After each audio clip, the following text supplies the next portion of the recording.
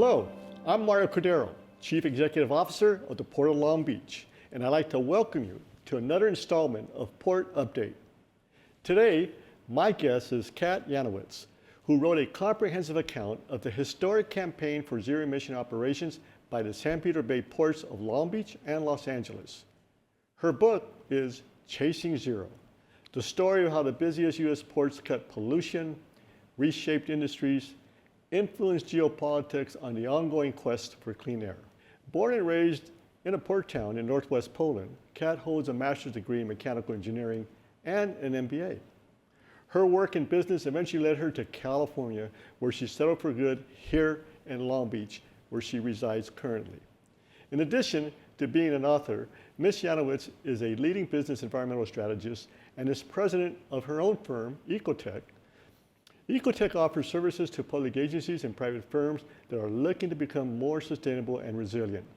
She's a board member and past president of the Harvard Association of Industry and Commerce and current board chair of Future Ports. Welcome, Kat, and thank you for being here at the Port of Long Beach.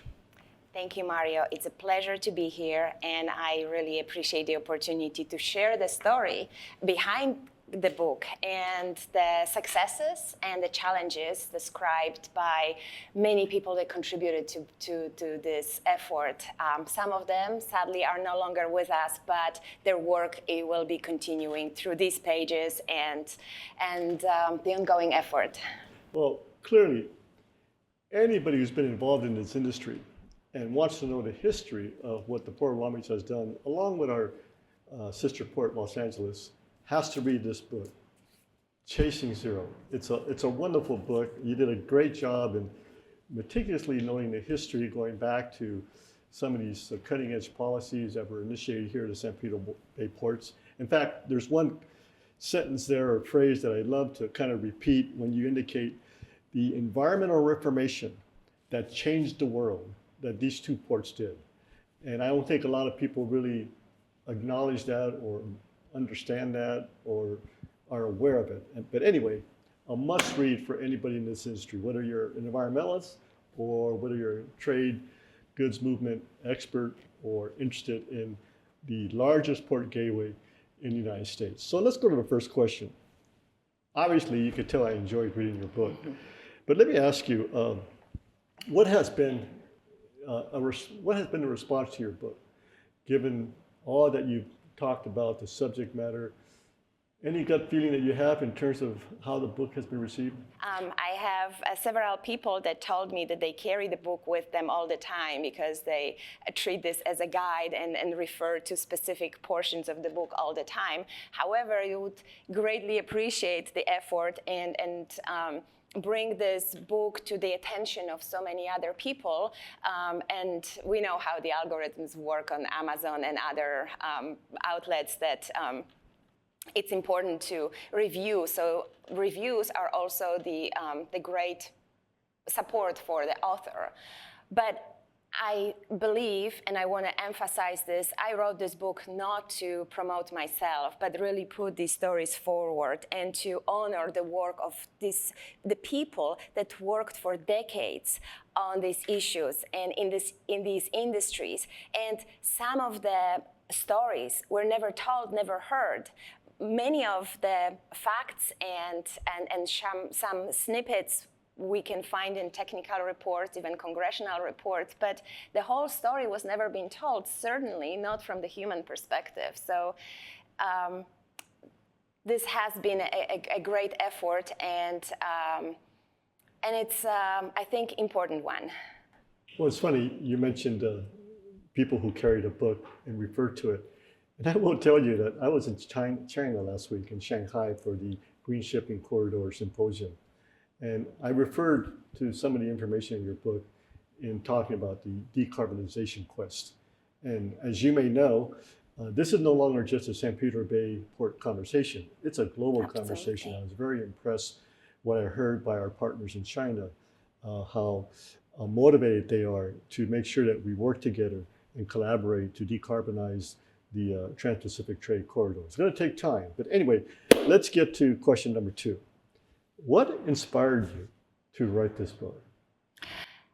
When I started working with the ports of LA and Long Beach, first as a consultant, I actually worked on projects like Long Beach Container Terminal, on the risk assessment, various projects of this program, within the program.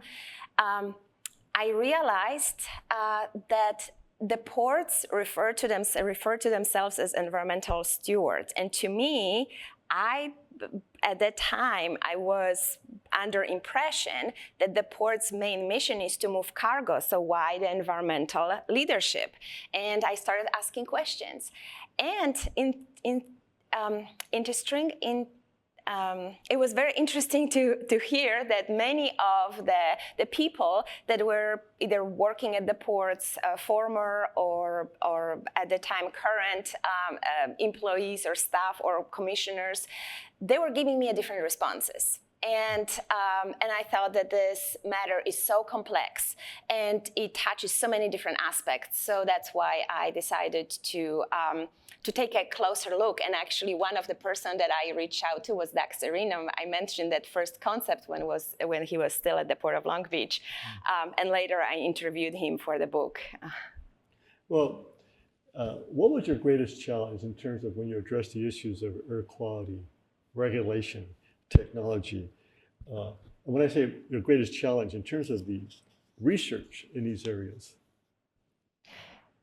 There were several challenges, but one that come to mind is the amount of research, the amount of information, and how to dissect and how to make this information shorter. So, for example, if I have to write 500 words, but I have 5,000 words of technical jargon and legal terminology, how do I make it understandable for people to read that book? The Port of Long Beach, as you know, moved forward with a cutting-edge green port policy in January of 2005. In fact, we're going to celebrate the 20th anniversary of that policy declaration in 6 months. But as I indicated in your introduction, you arrived here in 2006. And in 2006, we then moved forward and partnered with the Port of Los Angeles to move forward another cutting edge policy action, which was the Clean Air Action Plan. Can you tell us a little bit in terms of, now that you've written a book about the environmental progress, you reference the Clean Air Action Plan in your book, any surprises that as you look back in terms of how we commenced that conversation about the 2006 Clean Air Action Plan and where we're at today? It's important to note for the viewers and readers of the book that the work did not start with the Green Port Policy or the Clean Air Action Plan. Each port had some environmental programs and initiatives in place. And I think when in the late 80s and early 90s, the cargo demand met with the need to clean it up and community unrest. That's what really prompted this larger discussions and what the ports can do and how would they change from following the regulations at the time into a body that would be setting up their own regulations. There's also a story of Bill Shop from TRAPAC that was, he and his colleagues were testing a fuel switching. And at 2005 PCAC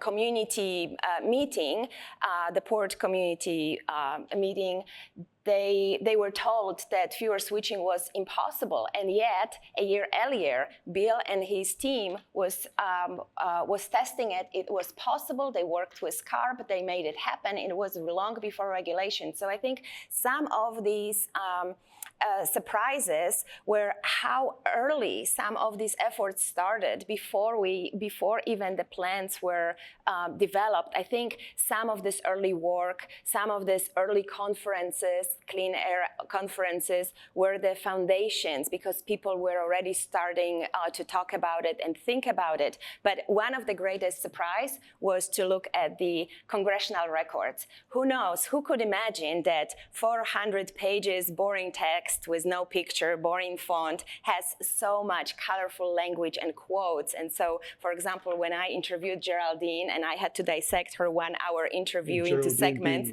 Geraldine Knotts, a former executive director at the Port of Los Angeles.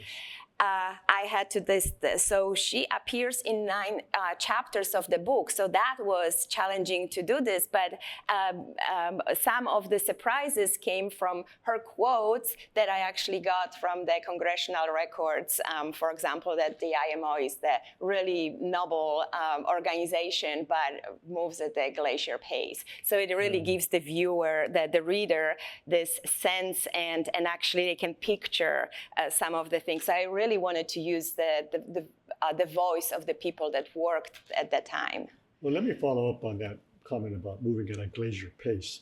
I'll circle back on that, but let me just say, number one, as you're aware, Geraldine Knotts, at the time we moved forward with the Green Port policy at the Port of Long Beach in 2005, was the environmental planning director. Right. And she's the one that actually went into the specifics on drawing up the Green Port policy when some of us on the board gave direction that we wanted to be a green port. But let me say this, that now looking back, how do you assess the record of the 2 ports in addressing this subject matter of reduced emissions, and of course our goal now? So, you know, you've done the research, you wrote a great book. What do you think, in your opinion, what's the resume for these 2 ports, and why is it important for us to continue to go? It is absolutely important to go. So I think when the COP started, the people at the time and the conversations were about the emissions that lay close to the ground in the troposphere, which are the criteria pollutants. These make us sick. These create cancer and other health issues. Now we are looking also at the climate change. And there's a lot of technologies that these ports started. And I have to really give a shout out to you because you are one of the leaders, Mario, at this, you were in the forefront. I think based on my research and based on our conversations, you are the grandfather of this stakeholder involvement, making sure the communities are aware of what's going on, that they can come and have the conversation, that it is a collaboration between parties, and it's not just the community that is unhappy with the port, but actually creating a dialogue, the platform for communication, inviting the industry to the table, inviting regulators. We have to remind the viewers and the readers that AKMD were at the cover of the Clean Air Action Plan when it started. So it was a huge effort and very important.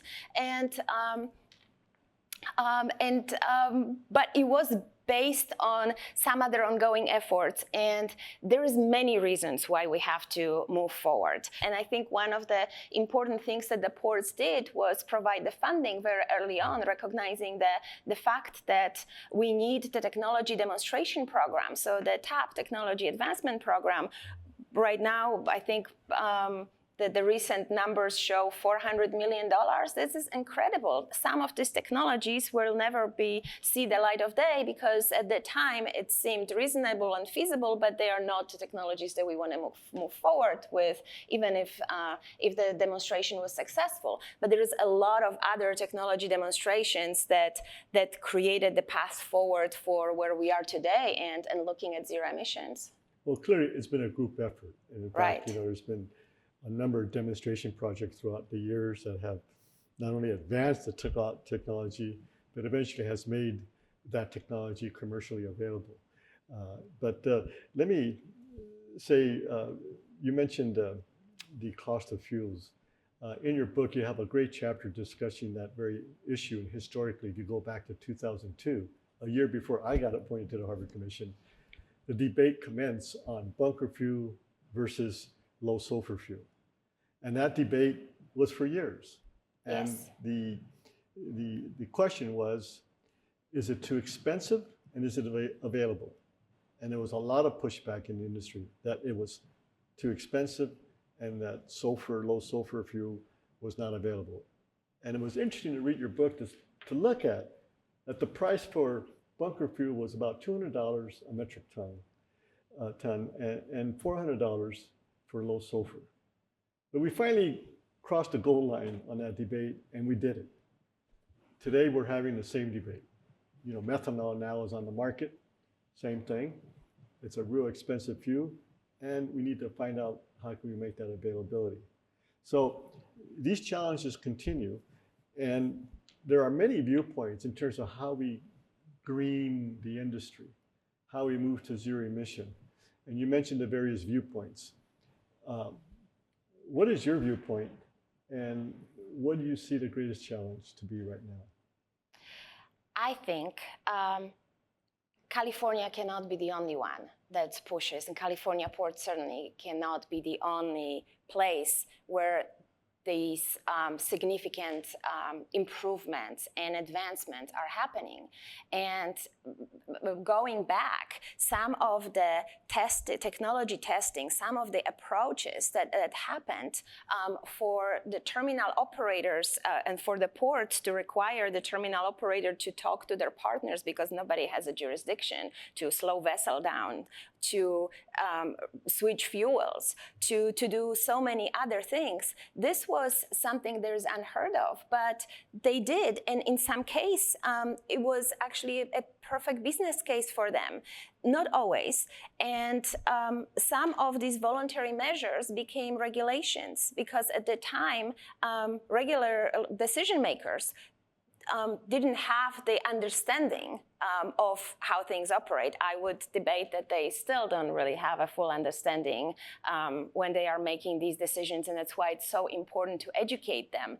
But so education to the public of how things work is very important. To many people, ports are a really exotic topic, and they love to hear about this. I think the supply chain crisis opened eyes and even sparked this interest more. So people really would like to hear about this. But one of the very important challenge we have in the region is the competitiveness. The businesses, the ports, the region, the whole region has to compete with other regions. And if we have so much uncertainty, if the services to move goods through these the cleanest gateway in the world costs 2-3 times more than others, and we start losing this cargo, which recent reports suggest that demonstrate that we lost 10% of the market share, which attributes to like 80,000 jobs. That's a significant blow.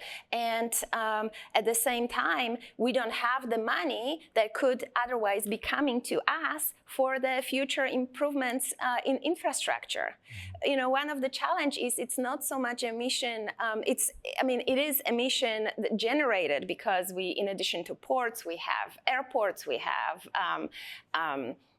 refineries, we have manufacturing, so we have a lot of business. But for some reason, everybody is looking at the ports, and then topography does not play, it does not help us to remove these emissions. And so looking at this from this competitive point is really important, and we have to make sure that other ports in the nation, that other ports internationally are following some of these examples, and eventually we can create this level playing field for everyone, and that's how we can really move forward. Because if this is only California that's decarbonizing, I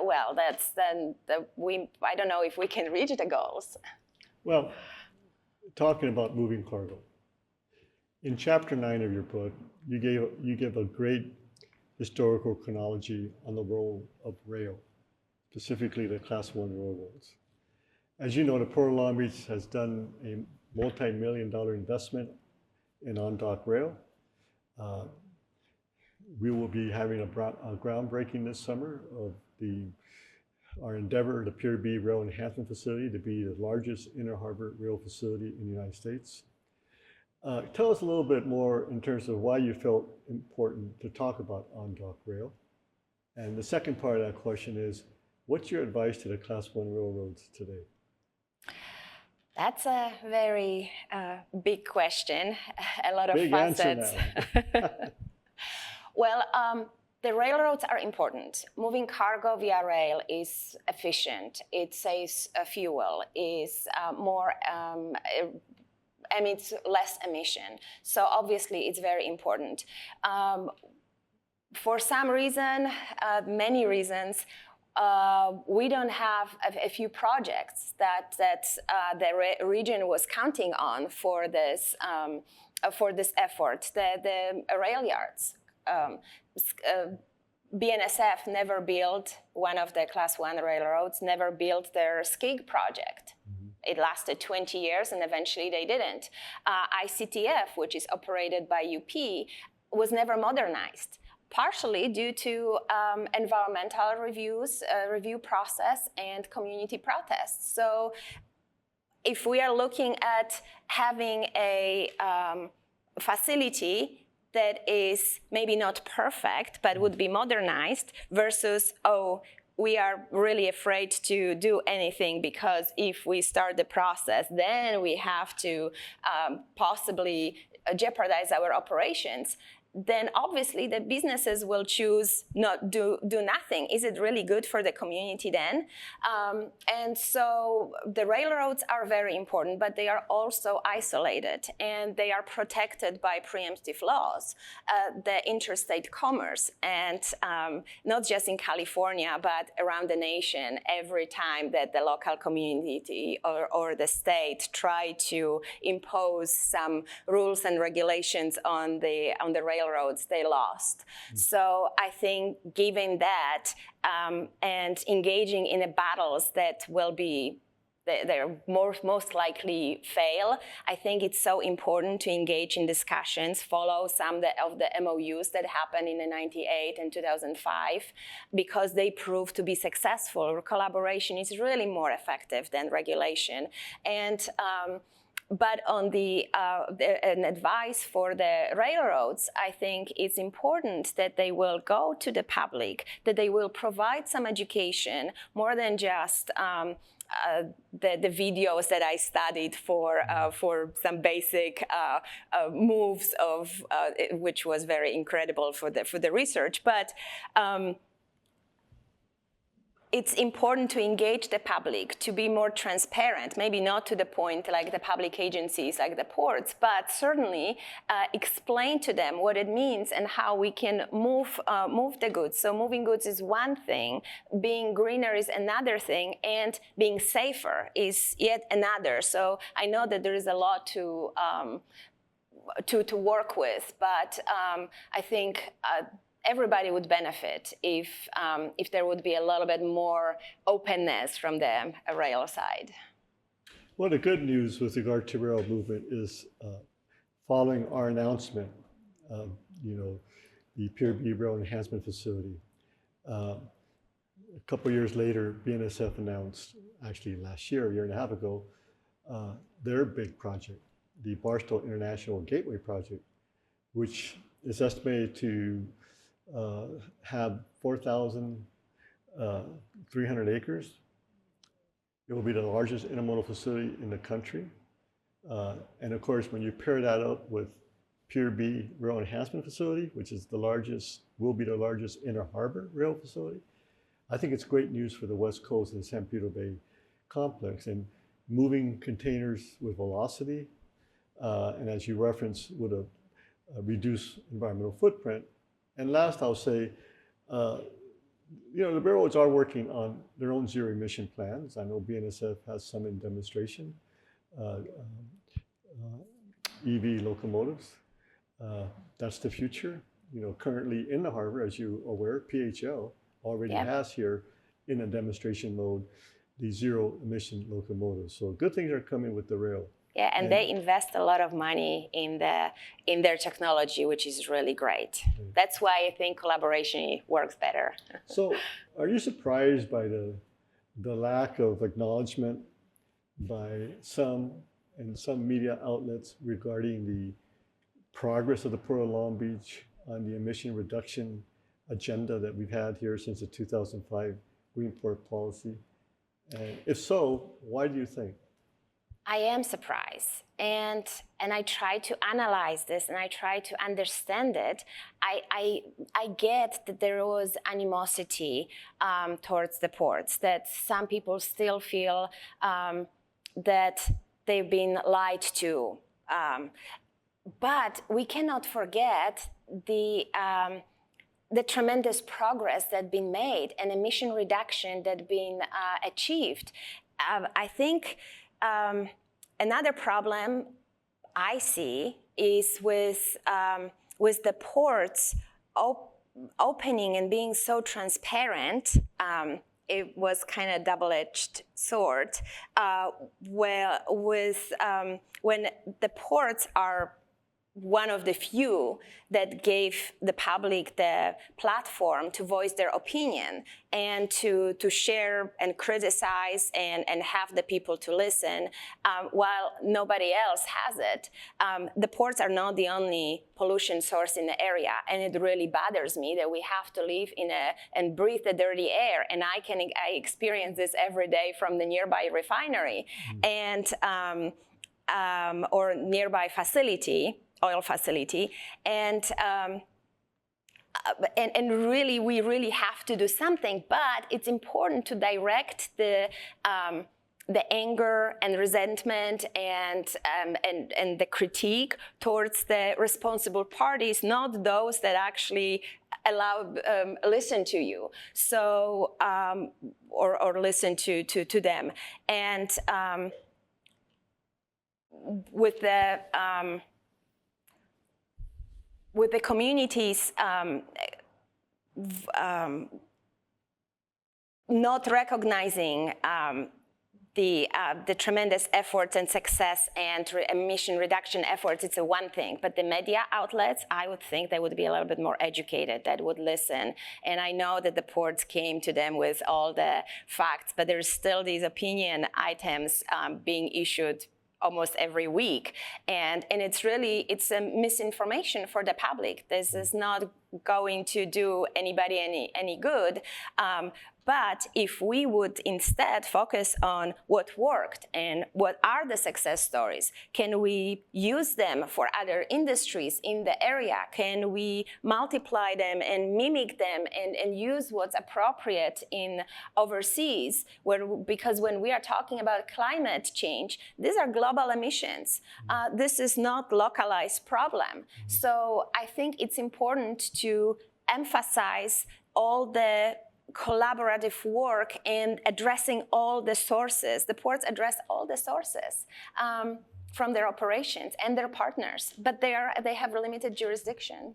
So with regard to the gains accomplished here, particularly in furthering technology, and not only in the past decade or more, actually, or 2 decades of focusing on emission reduction, I like to always say when I speak to groups, the numbers,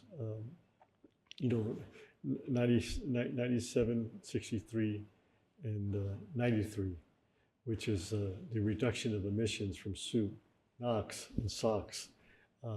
It's a tremendous story of what we've been able to do going back to 2005 baseline. Now, with that, how do you see the evolvement of this technology in other ports in the United States? As you mentioned, it's important that what we do here is mirrored in other ports, not only for the benefit of really addressing climate change in the nation, but also to make the competition an even playing field when it comes to environmental technology cost implementation. There is a lot of potential and a lot of great technologies. Demonstration programs have proven that some of these technology work, and they are tremendous. And yes, they at some point they will be commercially available.